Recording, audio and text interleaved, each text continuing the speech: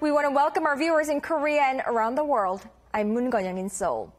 Korean President Park Geun-hye is in New York for the second day of her 5-day visit there.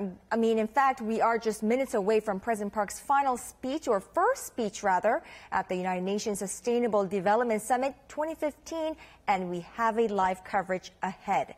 But first, our presidential office correspondent Hwang Sang-hee is traveling with the president, and let's go live to her.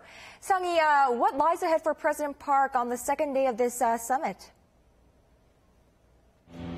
Gun-young, it's the second day of the UN Sustainable Development Summit here in New York, and in just about an hour or so, President Park Geun-hye will give her keynote speech at the summit. It will be her first official schedule at the UN headquarters for this Saturday and comes just a day after the 193 UN member states adopted the so-called 2030 Agenda for Sustainable Development. This includes 17 goals for ending poverty over the next 15 years, addressing a range of social needs like education and health, while also touching upon issues like climate change and environmental protection.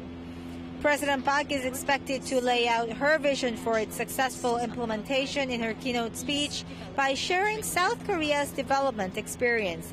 That's what she told UN Secretary General Ban Ki-moon during a dinner meeting last night.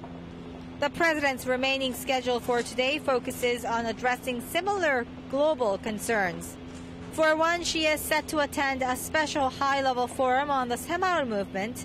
There, she will meet with leaders from Rwanda, Laos, Vietnam, and Peru, some of the key countries interested in learning Seoul's development experience that led the country's fast growth in the 1970s. Later in the day, President Park will also attend a high-level meeting on education, which will be a follow-up to the UNESCO World Education Forum that took place in South Korea's port city of Incheon in May. This has been Hwang Sang-hee reporting live from New York.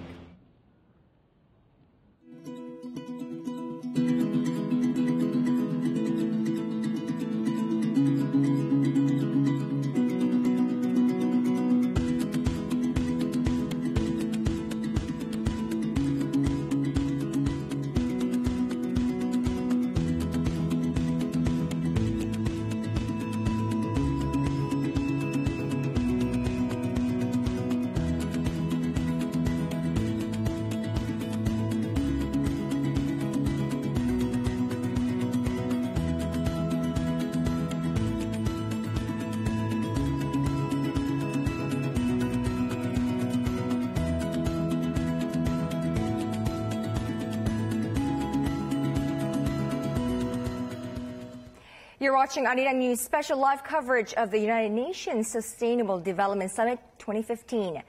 Day 2 of the plenary meeting is underway as we speak at the United Nations headquarters in New York. In the studio here with me is our foreign affairs correspondent, Song Ji-sun. Hello there, Ji-sun. Hi, Gun. It's good to be back here, and I'm really looking forward to what type of message President Park Geun-hye will deliver for the Sustainable Development Summit. Sure, and on the floor in the General Assembly Hall at the UN headquarters is President of the Republic of Korea.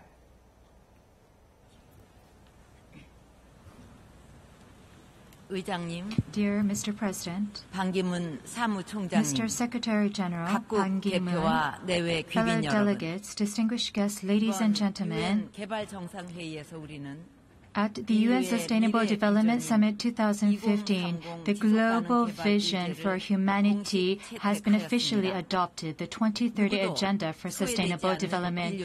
We will not leave anyone behind.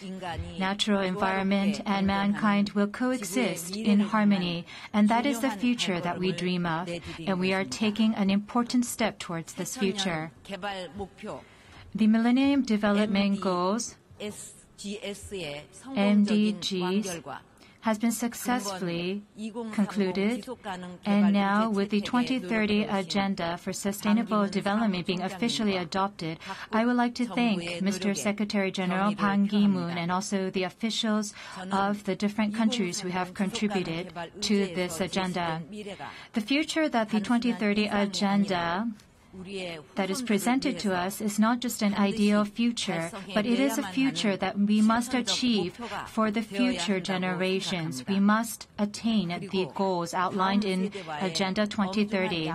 It is our promise and pledge to the future generations. It is our historical obligations. And so we must do everything to implement the 17th Sustainable Development Goals outlined in 2030 Agenda for Sustainable Development. Fellow delegates, 2030 Agenda for Sustainable Development implementation is very important, and I would like to emphasize a few points. So as we implement the 2030 Agenda, we must be reminded that people should be at the center. It should be a comprehensive development policy that takes into consideration the environment and also the societies in which we live in. Sustainable development goals are an investment into our future, and they can become a driving engine to social development. Each country must come up with strategies and plans that take into consideration their unique circumstances, and they must utilize all available resources. It must be implemented through a democratic governance, human rights, and law and order. Gender equality must also be implemented. And as governments implement this new development agenda, the private sector and the NGOs and civic society must all be included in the implementation. Fellow delegates, the Republic of Korea has experienced the ravages of war and also the division of its country. But within half a century, it has achieved both economic development and democracy. Based on our unique, valuable experiences, Korea will reflect the 2030 Agenda in its national development plan and also make greater contributions to the international community. First, Korea will help girls in the most vulnerable developing countries. So we will invest in the education and health of young girls in these countries. Next year, we will launch a plan. And in the next 5 years, we will invest $200 million. Health and education services will be provided to these young girls, and this is a very important initiative in achieving sustainable development. Second, Korea's successful rural development initiative, 새마을 movement, will be developed into a new rural community development paradigm to achieve rural community development in developing countries. We will take into consideration the situation of the developing countries and share our know-how with these developing countries. We will work with UNDP and OECD to provide our rural community development model. Third, we will continue to provide financial assistance to the developing countries and improve the quality of our ODA. For the effective use of ODA and for implementing development cooperation programs, Korea has been a role case model. And in 2012, we have launched the Busan Global Partnership. It is an effective tool to enhance the effectiveness of aid. Korea believes that the Busan Global Partnership will become an important vehicle in realizing the 2030 Agenda for Sustainable Development. In order to enhance the transparency of development cooperation, we are going to officially join the ODA Transparency Initiative. In order for 2030 Agenda to be realized, we must have very strong follow-up measures and cooperative mechanisms in place. The Republic of Korea, as a member of the Economic Social Council of the United Nations, will contribute to establishing a strong and sound evaluation mechanism. Fellow delegates, in front of us, the dignity of mankind and the coexistence of mankind and environment lies in the hands of our hands. When we join our hands, then the 2030 Agenda, the journey of mankind, will be able to achieve remarkable feats. And in this journey, Korea will be your partner and will become a reliable partner to the international community. Thank you.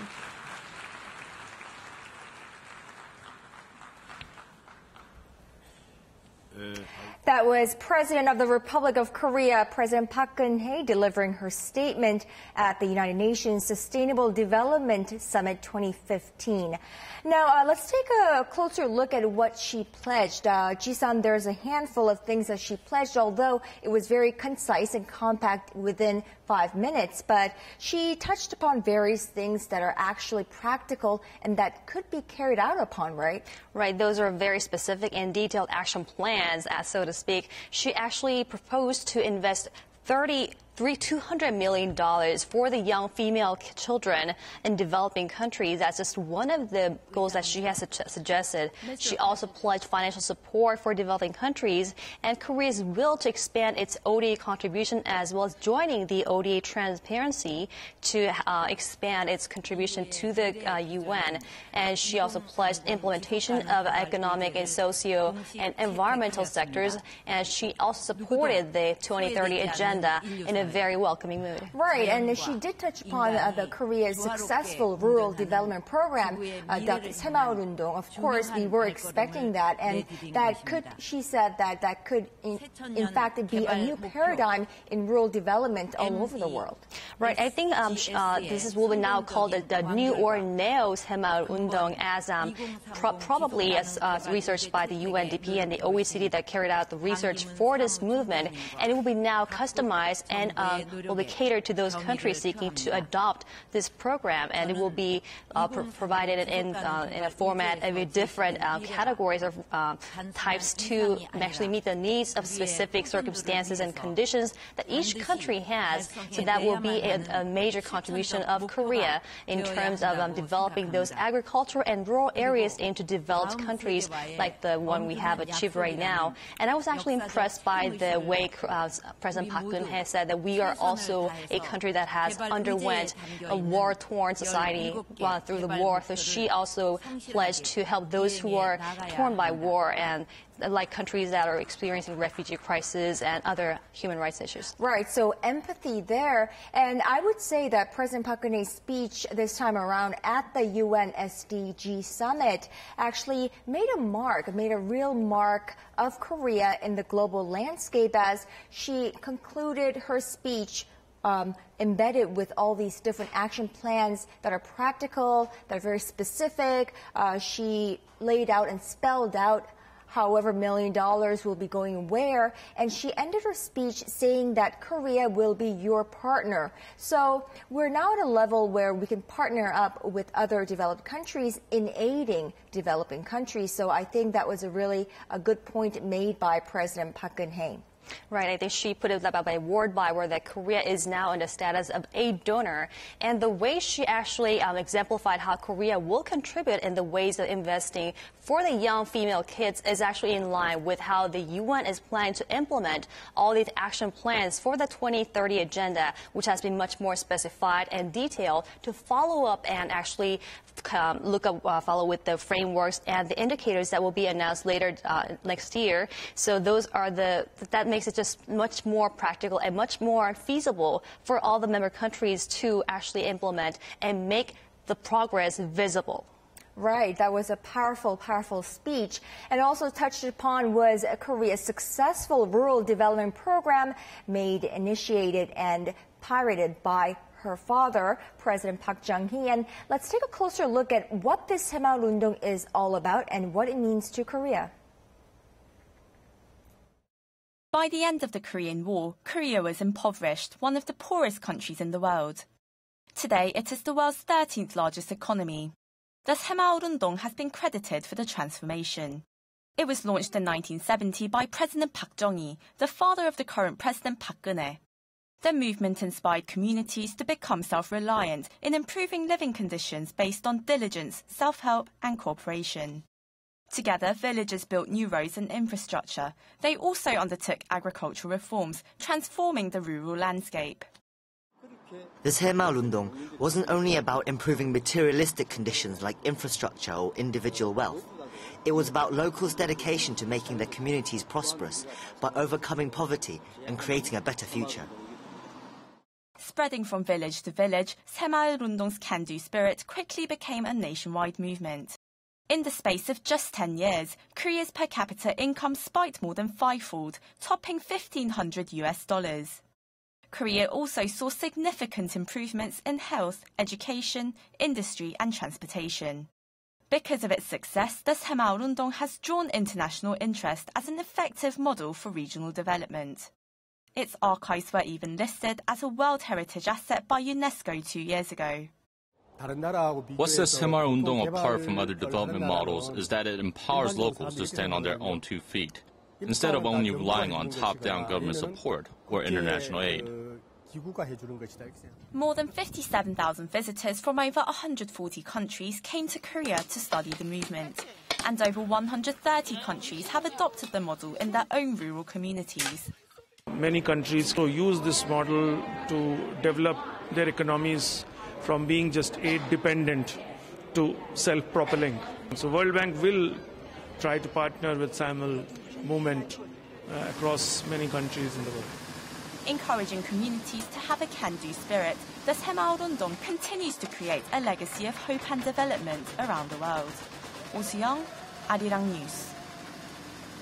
And if you're willing to find out how the 새마을운동 of Korea could become a new paradigm in rural development for those developing countries, tune to Arirang for a live coverage of special high-level event, a new rural paradigm inspired by 새마을운동, co-chaired by President Bak근혜, and we will be bringing you a live coverage later on.